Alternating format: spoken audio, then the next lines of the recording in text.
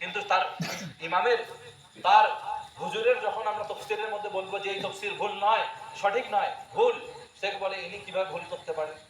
তখন আপনার উপরেই আমি কাউন্টার করব যে আপনার আলিম যখন লিখেছে রসুল গুমরাহ হইতে পারেন, রসুল পথভ্রষ্ট হইতে পারেন, তো আপনার হুজুর বা আপনার ইমাম কি রসুলের চাইতে বড়?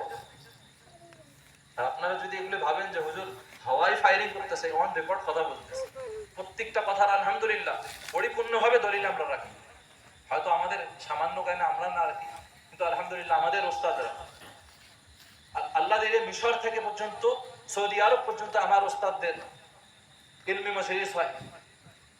আমার উস্তাদদের, আমার যারা শাইখুল, আমার যারা বুখারীর উস্তাদ, শুধু মুখ থেকে আপনাকে বলতেছি না, যদি আপনারা চান অনলাইনেও আপনারা সার্চ করতে পারেন, তাদের ইলমি মজলিস সৌদি আরবে পর্যন্ত লাগে, তাদের মুখ নিঃসৃত কথা বলতেছে।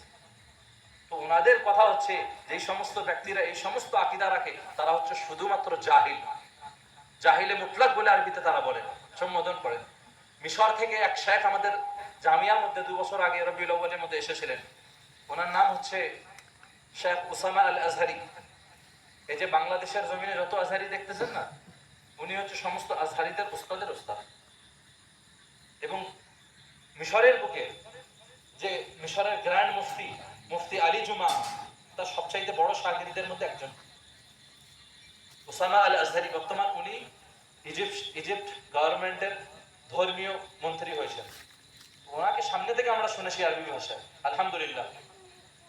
তো ওনাদের আকীদা যেটা আমরা এখানে মানি হলদিবাড়িতে বা জলপাইগুড়িতে, উত্তরবঙ্গে আমরা সুন্নি মুসলমানরা আমরা যে আকীদাকে ফলো করি, জামিয়াতুল আজহারের শায়খরা পর্যন্ত সেই আকীদাকে ফলো করি।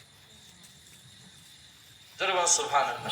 আপনারা বুঝতে পারছেন যে আপনারা আমাদের সামনে ধরেন যে 10 মিলিয়ন ফলোয়ার নিয়ে ধরেন যে মিজানুর রহমান আজহারি সাপোজ একটা কথা বললাম, আপনার মাইন্ড করবেন না, আমি ওনাকে ছোট করে কথা বলছি না, প্রত্যেকটা কথা আমি অন দ্য রেকর্ড বলছি এবং প্রত্যেকটা কথার আমি দলিল দিতে সক্ষম, আলহামদুলিল্লাহ।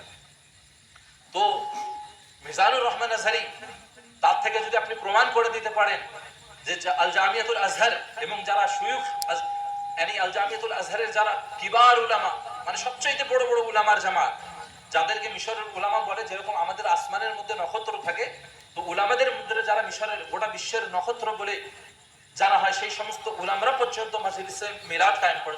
সুবহানাল্লাহ।